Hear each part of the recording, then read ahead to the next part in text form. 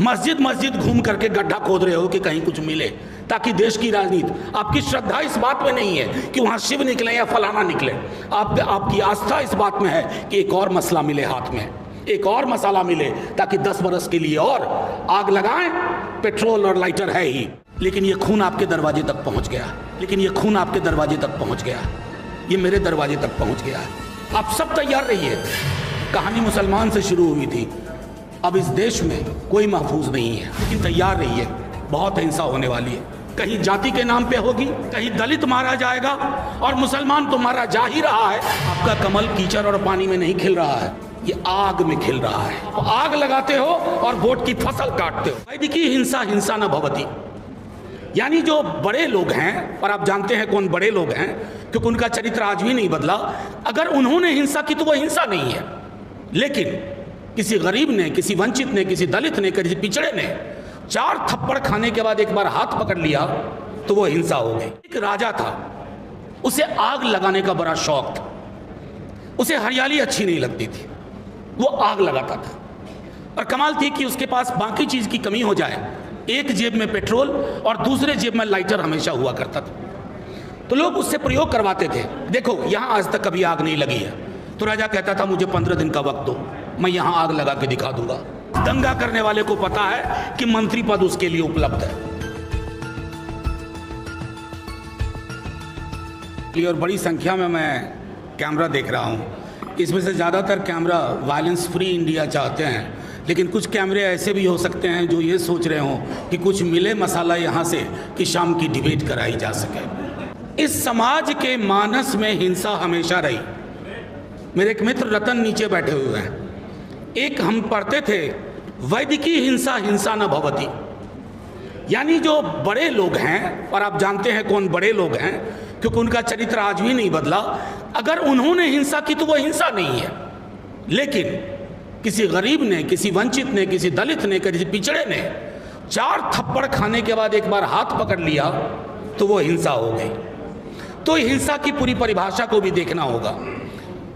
एक छोटी सी कहानी से शुरू करता हूं, बहुत 2-4 मोटा मोटी चीजें बोल करके।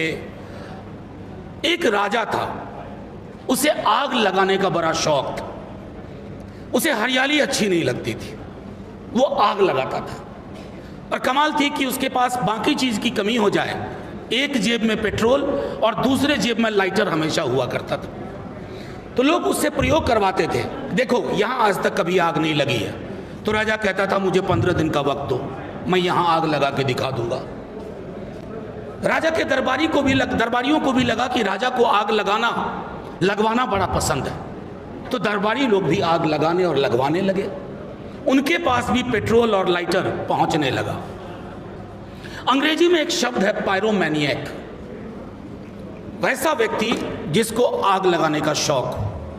हमारी पूरी राजनीति इस पायरोमैनिएक नाम के जंतुओं के हाथ में आ गई है, जिन्हें शांति पसंद नहीं है, अमन पसंद नहीं है, जो विदेश जाकर के कहेंगे वसुधैव कुटुंबकम, लेकिन देश की धरती पर अपने कुटुंबों के बीच में आग लगाएंगे। कोई कहते थे जितना कीचड़ फैलाओगे कमल खिलेगा। आपका कमल कीचड़ और पानी में नहीं खिल रहा है, ये आग में खिल रहा है। आप आग लगाते हो और वोट की फसल काटते हो। मणिपुर की आग को देख के आया हूं, गुजरात की आग देखी है। आप सब तैयार रहिए, ये वायलेंस फ्री इंडिया हम सब चाहते हैं, लेकिन तैयार रहिए, बहुत हिंसा होने वाली है। कहीं जाति के नाम पे होगी, कहीं दलित मारा जाएगा, और मुसलमान तो मारा जा ही रहा है। आपकी कोशिश सिर्फ चुनाव जीतना नहीं होना चाहिए। अब क्या करेंगे, एक पार्टी है, उस पर थोड़ा भरोसा होता है, वो भी वैसे दिखने लगती है। जब तक हमारी राजनीति में इन बाबाओं का प्रेजेंस होगा, सुबह शाम ये बहस हुआ करेगी, तब तक आप वायलेंस फ्री समाज बनाने की कल्पना ना करें। उसको व्यूअरशिप कौन देता है?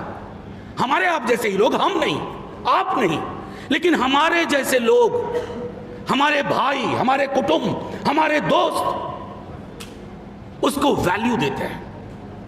नतीजे में क्या हासिल हो रहा है? देखिए, हिंसा जो होती है उसके पहले एक भाषाई हिंसा होती है। जुबान देख लीजिए लोगों की, किस तरह की जुबान से बात होती है। मैं नहीं कहता कि पहले दंगे नहीं होते थे, पहले भी होते थे। जब हम छात्र जीवन में थे तब भी दंगे होते थे। मैं रांची में पढ़ता था, रामनवमी के दौरान दंगे की आशंका होती थी रांची और जमशेदपुर में, लेकिन तब दंगा करने वाले सहमते थे। आज दंगा करने वाले को पता है कि मंत्री पद उसके लिए उपलब्ध है, वो दंगा करेगा, उसकी पॉलिटिकल प्रीमियम बढ़ेगी। दंगा और हिंसा हमारे समाज में नॉर्मलाइज हो गई है, ये चिंता का विषय है। लोगों ने कहा मानसिक रोगी है, डिप्रेशन में चल रहा था।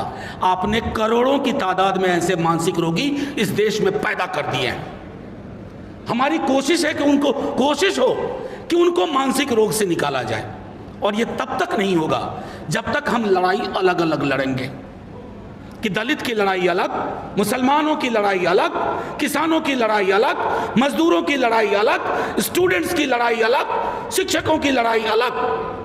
ये तो टापू में तनहा लड़िएगा तो आग लगाने वाले राजा को और आसानी हो जाती है। उसे पता है कि एक को संभाल लो अभी, बाकी संभल जाएंगे। देखते देखते एक देश की इतनी बड़ी आबादी को इनविजिबलाइज कर दिया गया, अदृश्य कर दिया गया। पॉलिटिकल पार्टीज भी चुप रहना शुरू कर दी, करे यार ये तो ठीक नहीं है, इस पर ज्यादा मत बोलो, वो वोटर नाराज हो जाएंगे। पॉलिटिकल पार्टीज का काम ये भी होता है कि आप एडुकेट करिए, अपने लोगों को बताइए। असल में दिक्कत हुई है बीते दिनों में, ये जो ब्रांड मेकर्स और आ गए हैं पॉलिटिक्स में, तो उन्होंने कार्यकर्ताओं को ख़त्म कर दिया। अब किसी भी पॉलिटिकल पार्टी को नॉर्मली कार्यकर्ता नहीं चाहिए। वो कहीं विदेश से पढ़ा हुआ कोई एक बंदा आएगा, उसके साथ 15-20 लोगों की टीम होगी और वो पीआर का काम देखेगा। तो कोई पॉलिटिकल पार्टी हो जो कार्यकर्ताओं की गर्भ से निकली है, उस पार्टी में भी कार्यकर्ताओं को उस रूप में नहीं देखा जाता जैसे अब तक। मैं सिर्फ इतना कहूँगा कि साथियों, प्रेस के दोस्त, मुझे पता है कि अंग्रेजी में एक कहावत थी, if it bleeds it leads, यानी खून बहता है तो पढ़ा ज़्यादा जाता है। मैं प्रिंट के दौर की बात कर, लेकिन ये खून आपके दरवाजे तक पहुंच गया, ये मेरे दरवाजे तक पहुंच गया है। कहानी मुसलमान से शुरू हुई थी, अब इस देश में कोई महफूज नहीं है। मणिपुर में वो जो वीडियो आपने देखे होंगे, सोच के देखिएगा एक बार, 1 मिनट के लिए रात में सोते वक्त, ये मेरी बेटी हो, आपकी बेटी हो, मेरी बहन हो, आपकी बहन हो। हिंसा के लिए जब तक आप पराया दृष्टिकोण अपनाएंगे, हम पराया दृष्टिकोण अपनाएंगे कि ये मणिपुर में हो रहा है, ये मेवात में हो रहा है, ये फलाना 1000 साल तक हम पर रूल किए, इसलिए अगर हम बदला ले रहे हैं तो ये सही है। अभी पीछे दिनों बड़े बड़े लोगों को न जाने क्या होता जा रहा है। भाई ने कहा ही, बहन ने बोला संविधान। अब कोई आप सोचते होंगे कि पीएम ने अपने को डिसोसिएट कर लिया कि मेरा आधिकारिक इनका बयान नहीं है। माफ़ कीजिएगा, ये बड़े उस्ताद लोग हैं, ये इतने उस्ताद हैं कि ठहरे हुए पानी में कंकड़ मारते हैं और देखते हैं लहर कितनी हुई। जैसे हम नया फर्नीचर खरीदते हैं नए घर के लिए, तो ये जो नया भारत है उसके लिए नया फर्नीचर यानी नया संविधान। उस संविधान नया वाले से होगा क्या? उसमें प्रस्तावना की जगह सेंगोल होगा, और जैसे ही प्रस्तावना की जगह सेंगोल हुआ, हमारी सारी लड़ाइयों की संभावनाएं खत्म। ये इतिहास में जाकर के गड्ढा खोदने का जो काम शुरू हुआ है, एक तरफ तो आप चंद्रमा जा रहे हो, मंगलयान जा रहे हो, और जैसा आपने कहा कि सीवर की डेथ की चिंता नहीं है, लेकिन हाँ मस्जिद घूम करके गड्ढा खोद रहे हो कि कहीं कुछ मिले, ताकि देश की राजनीति, आपकी श्रद्धा इस बात में नहीं है कि वहाँ शिव निकले या फलाना निकले, आपकी आस्था इस बात में है कि एक और मसला मिले हाथ में, एक और मसाला मिले, ताकि 10 बरस के लिए और आग लगाएं। पेट्रोल और लाइटर है ही। तो मैंने सिर्फ इतना आग्रह किया, और हम उस धारा के लोग हैं। पृथ्वी पे धर्म पहले नहीं आया, भगवान नहीं आए, इंसान आए। इंसान को धर्म में और भगवान में बांटने का काम किसी इंसान ने किया। इसलिए ये कहानी शुरू करोगे, हम ये भी पूछ लेंगे कि इस देश के तमाम बौद्ध स्तूप कहाँ गायब हो गए, कौन खा गया उनको, जमीन निकल गई या आसमान खा गया। तो इतिहास में उल्टे पांव की यात्रा से कुछ हासिल नहीं होगा सिवाय हिंसा के। चुनाव अंगणित होता है, अंगणित से आप जीत जाते हैं, लेकिन काम करने की जरूरत है मनोविज्ञान पे, जहां हम नहीं कर पा रहे हैं। जितने भी कम्युनल आउटफिट्स हैं, उनके पास कितने तरह के सिंबल हैं,